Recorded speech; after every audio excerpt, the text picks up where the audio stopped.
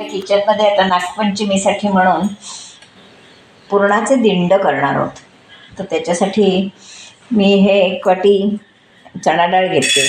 General हे मोदक करतात किंवा पातोळे करतात. आज मी तुम्हाला दिंड करून दाखवणार आहे. त्याच्यासाठी नागपंचमीला भाकरी म्हणजे पोळी भाजत नाहीत, म्हणजे पुरणपोळी वगैरे करत नाहीत. मग त्या दिवशी उकडलेलंच काहीतरी करायचं. मग विशेषतः पातोळे केले जातात, मोदक केले जातात, खांडवी केली जाते, असं काहीतरी केलं जातं. मग आज आपण दिंड करून बघणार आहोत. त्याच्यासाठी आता ही मी 1 वाटी चणा डाळ घेतलेली आहे. ती आता मी स्वच्छ चांगली धुवून घेणार आहे 2 पाण्यानं, 2-3 पाण्यानं अशी स्वच्छ अगदी चोळून अशी धुवून घेणार आहे, सुंदर अशी.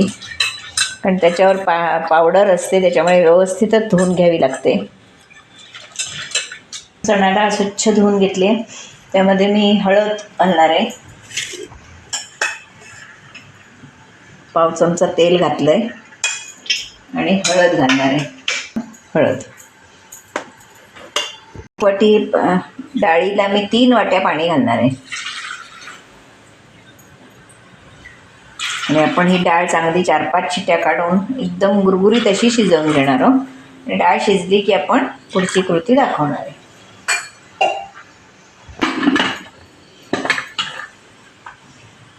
कुकर लावून आणि चांगल्या 4-5 शिट्या काढणार आहे, कारण चणा डाळ शिजायला वेळ लागतो. काही वेळा आधी भिजवून थोडी ठेवली तरीही चालते, पण आत्ता मी तुम्हाला डायरेक्ट शिजताना टाकली आहे, त्याच्यामुळे जरा जास्त शिट्या काढून घेणार आहे. आपली या 4 शिट्या काढून डाळ आपली शिजलेली आहे. आता आपण बघूया. हे बघा, डाळीत पाणीही फार नाही आहे, त्याच्यामुळे मी आता पाणी काढणार नाही आहे. हे बघा, एकदम स्मूथ शिजले डाळ आपली, सुंदर. तर मी 2 मिनटं असंच डाळीत थेंबर पाणी ते आटवून घेणार आहे. पाणी नाहीच आहे, पण 1 मिनिटभर असं ठेवून, चाळणीवर टाकत नाही आहे, चाळणीवर टाकण्या इतकं पाणी त्याच्यात नाही आहे. तर हे आपलं, हे बघा, पाणी नाहीच आहे त्याच्यात. ह्या डाळीत एक जेवढ्याच तेवढा गूळ घालणार आहोत. वाटीभर मी गूळ घेतला आहे, तेवढा गूळ घातला आहे. असं ह्यातलं पाणी आपण आटवून घेणार आहोत. हे गूळ विरघळवून पुरण आपण हे शिजवून घेणार आहोत. ही कृती फार महत्त्वाची आहे. आणि मग हे गरम गरम असतानाच आपण ते चाळणीत वाटून घेणार आहोत.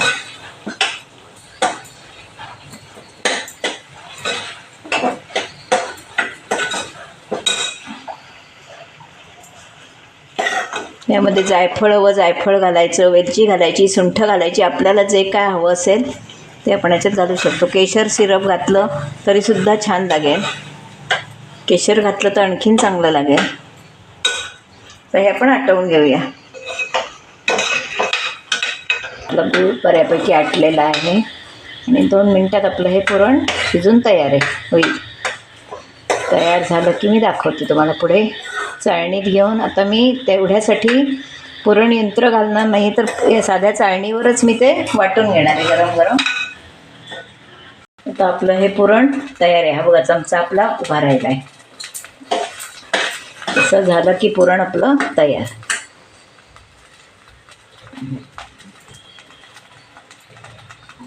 आपण गॅस घालवून टाकणार आहोत आणि हे पुरण या चाळणीत घेऊन वाटून टाकणार आहोत.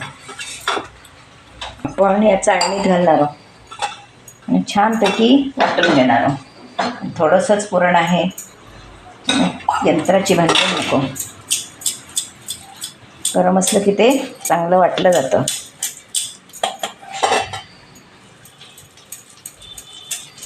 झालेल्या पुरणात मी वेलची टाकली आणि शिजताना मी मीठ टाकायला विसरले, म्हणून मी किंचित गोड पदार्थ असला, गुळाचा पदार्थ आहे तरीसुद्धा किंचित मीठ हवं म्हणून हे असं मीठ घातलं आहे. आणि आता हे मी पुरण छान एकजीव करून घेते. दिंड कसे करायचे ते दाखवते. हे बघा, आपलं छान असं स्मूथ पुरण झालेलं आहे. करण्यासाठी ही 1 वाटी कणिक घेतली आहे. त्याच्यात मी मीठ घालणार आहे, चिमूटभर चवीसाठी. ते शाही करायचे आहेत तर त्याच्यासाठी मी याच्यात तूप घालणार आहे. आपण कणिक भिजवताना नेहमी तेल घालतो, पण मी आज याच्यात तूप घालणार आहे, साजूक तूप घालणार आहे. आणि आता हे सगळं आधी मी चांगलं या पिठाला चोळून घेणार आहे. आपले दिंड जास्त नाही आहेत त्याच्यामुळे मी अगदी छोटी वाटी कणिक घेतलेली आहे. हे असं चांगलं चोळून घेणार आहे, म्हणजे आपले दिंड छान असे मऊसूत आणि चांगले लागतीलही चांगले. आपण हे शाही करणार आहोत. आता ह्याला थोडा कलर चांगला येण्यासाठी म्हणून मी याच्यात केशराच्या काड्या घातल्या आहेत भिजत, आहे बघा. आणि ते पाणी घालणार आहे मी याच्यात. केशरी दूध हे पण असं सगळीकडे व्यवस्थित चोळून घेणार आहे. आत्ता आपल्याला जरी रंग दिसला नाही तरी थोड्या वेळानं त्याचा रंग दिसेल, जसं जसं मुरेल तसं.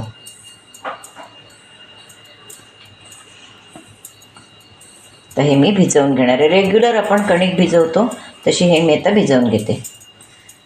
ही कणिक मळवून ठेवलेली आहे. हे बघा, सुंदर त्याला कलरही छान आला आहे. केशर घातल्यामुळे त्याला कलरही छान आला आहे. आणि ही फार सैल करायची नाही आहे, घट्ट अशीच ठेवायची. शक्यतो त्याला पीठ किंवा तेल लावून चालेल, पण शक्यतो पीठ कमी लावायचं. हे मध्ये जरासं केशर राहिलं नाही तर तुम्हाला वाटेल काय आहे. ही अशी आपली छान कणिक मळून झालेली आहे. आपलं हे पुरणसुद्धा सुंदर असं मळून तयार आहे. आता मी काय करणार आहे तर पहिल्यांदा या पुरणाचे गोळे करून घेणार आहे. हाताला तेलाचं जरा हात लावून घेते आणि असे बेताचे गोळे करणार आहे, कारण जास्त नाही आहे आपलं, त्याच्यामुळे मी थोडेसेच आहेत ते 4-5 काय होतील ते तुम्हाला प्रकार दाखवण्यासाठी म्हणून करते. असे आपण मस्त लुसलुशीत आपलं पुरण झालेलं आहे आणि असे आपण गोळे करून घेणार आहोत. आणि ही सगळी पूर्वतयारी असली की आपल्या पुढच्या कृतीला मुळीच वेळ लागत नाही.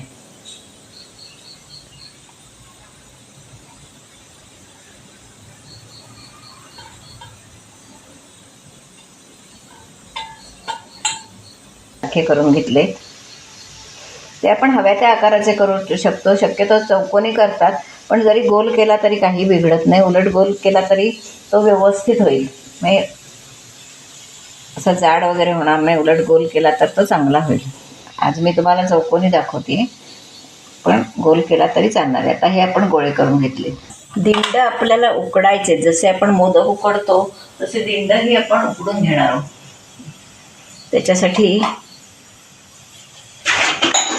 हे मी एका कढईत पाणी घेतलं आहे, ही चाळण घेतली आहे आणि चाळणीवरही मी अशी वास, हळदीच्या पानाचा वास छान येतो. जसं आपण मोदकाला सुद्धा हळदीचं पान लावतो, पातोळे करतो, तसंच ह्याला वास छान यावा ह्याच्यासाठी मी हळदीची पानं घातली आहेत.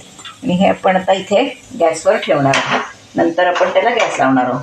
आता हे या पिठाचे आपण गोळे करून घेणार आहोत. हाताला तेल लावून घ्यायचं आणि पिठाचे गोळे करून घ्यायचे. कमीत कमी गोळा घ्यायचा, म्हणजे ते जरा पुरण जास्त आणि छान खमंग असेल.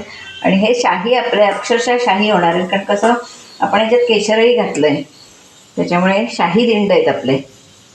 नक्की करून बघा येणाऱ्या नागपंचमीला. ही कणिक उरली तरी आपण त्याच्या पोळ्या करू शकतोय, कारण काय त्याच्यात केशर घातलेलं आहे, त्याच्यामुळे आणखीन ते छान लागतील. जराशी जरी वरून साखर भुरभुरवली आणि त्याचा पराठा केला तरीही तो शाहीच होईल. असे गोळे करून घेते आणि आता मी तुम्हाला दिंड लाटून दाखवते. आपण याची छोटीशी पोळी लाटून घेऊया.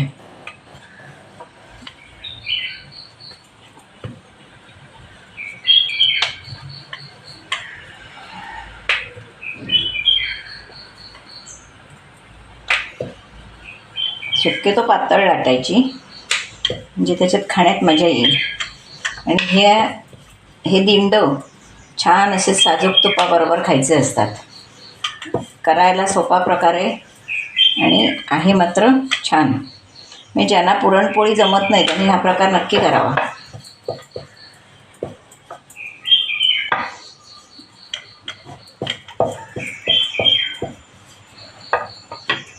तयार आहे. तर मी यामध्ये एक पुरणाचा गोळा ठेवणार आहे, तो सुद्धा असा चौकोनी शक्यतो करून ठेवणार आहे. कारण आपला दिंड हा चौकोनी आकाराचा होणार आहे, त्याच्यामुळे हा असा मी मधोमध त्याच्या गोळा ठेवणार आहे. आणि आता आपण दोन्हीकडून हे व्यवस्थित दुमडून घेणार आहोत.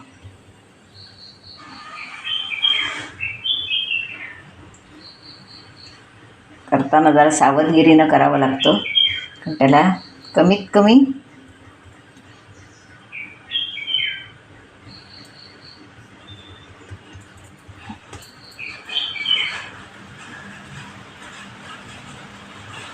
जास्त पीठ वाटलं तर थोडं काढून टाकलं तरीही चालू शकतं. म्हणजे हे जर आपल्याला जास्त वाटलं तर काढलं तरीसुद्धा चालेल, पण हे जास्त फार नाही आहे, त्याच्यामुळे हे असं मी दुमडून घेते. असा आपला दिंड तयार झाला आहे. शक्यतो पुरण काही सगळीकडे गेलं आहे का बघायचं, नाही तर असा हातानं करून घ्यायचा, नाहीतर मग काही ठिकाणी ते नुसती हेच कणिकच राहील. त्याच्यामुळे हे असं आपण व्यवस्थित तो करून घ्यायचा. आणि आता केळीच्या पानावर हा ठेवला आहे. इकडे आपण पाणी गरम होत ठेवलंच आहे, तसं आपण दुसरा करणार आहोत. हा बघा, त्याचं पीठ कमी लावायचं, पण थोडं लावायला लागतं. एकदाच लावून घेते आणि तुम्हाला बंद कसा करायचा तो महत्त्वाचं आहे. हे बघा, छान लाटलं जातं आहे, कलरही सुंदर आला आहे.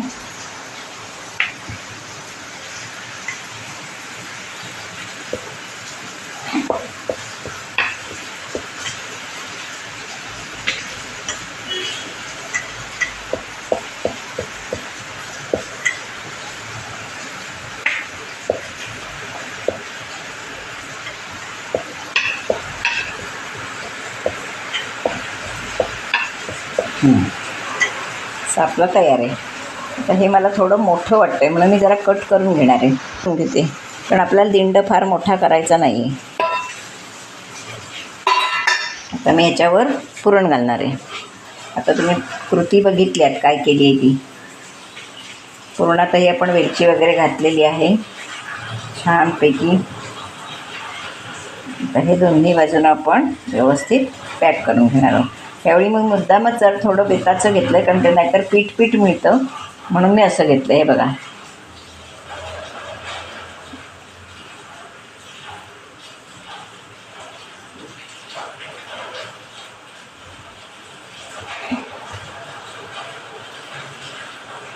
आपला दुसरा दिंड तयार आहे. किती झटपट होतात बघा, आणि करायला सोपा आणि खायलाही मस्त पौष्टिक असा हा झालेला आहे, आणि शाही. तर हे 2-3 होईपर्यंत आपण इकडे गॅस लावून ठेवूया. बारीक गॅस ठेवते. एक 10 मिनटात आपले ते वाफवून होतील.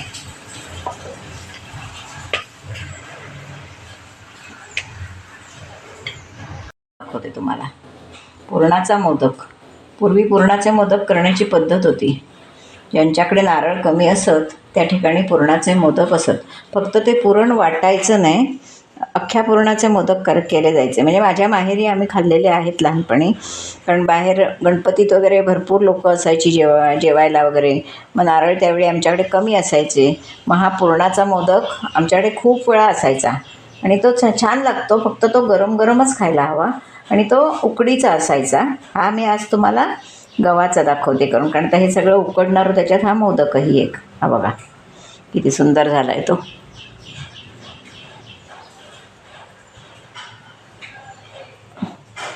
आणि मोदकाचं नाक नेहमी चांगलं आलं पाहिजे, आणि वरचं हे पीठ काढून टाकलं पाहिजे. बरीच लोक हा वरती लडू ठेवतात, आणि ते मग सगळं पीठ खायला लागतं. त्याच्यामुळे जास्तीत जास्त हे पीठ काढून टाकायचं असतं, आणि असं आपण मोदक करायचा. आता हे आपण सगळं पानं लावून घेतलेत, आणि याच्यावर आपण आपलं हे दिंड सेट करणार आहोत. हे बघा, दोन्ही बाजूनी कसे मस्त झालेले आहेत ते.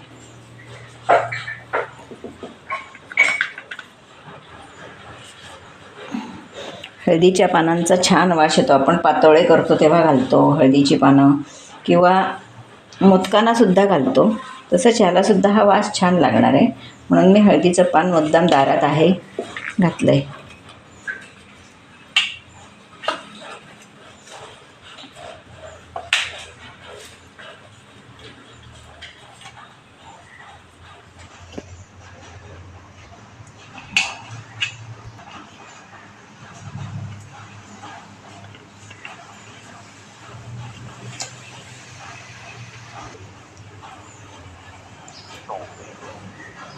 ते गॅसवर पाणी तापलेलं आहे. तर ह्याच्यात आपण 10 मिनटं वाफवून घेऊया की आपले सुंदर असे शाही दिंड खाण्यासाठी तयार. पुरणाचे शाही दिंड. आपले दिंड सुंदर असे सगळीकडून शिजलेले आहेत. तर आपण ते काढून घेऊया.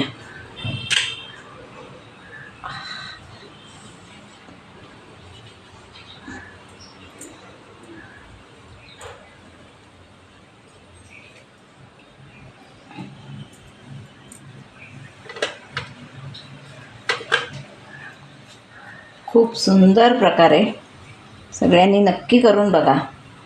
नागपंचमी येते. नागपंचमीला उकडून करायचं असतं.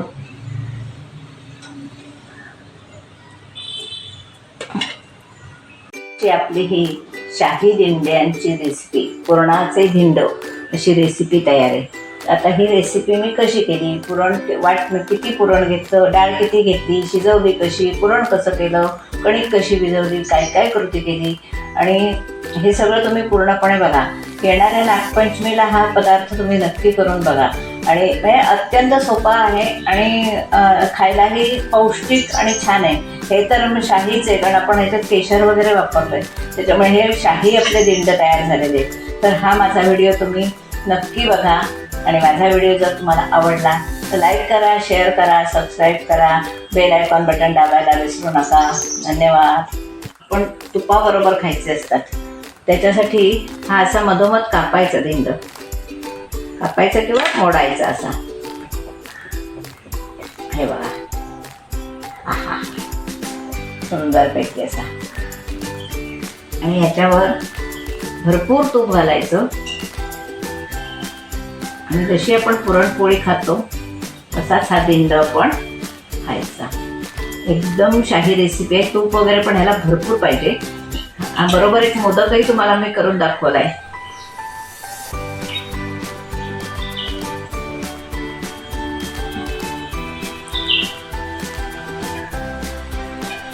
करणाऱ्यांना तुम्ही नागपंचमीला हे दिंड करा आणि करून खा आणि मला नक्की कळवा कसे लागतात ते.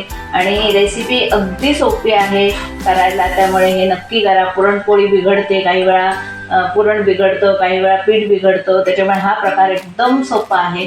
तर तुम्ही नक्की करून बघा. आणि आवडला तर लाईक, शेअर, सबस्क्राईब करायला विसरू नका. धन्यवाद.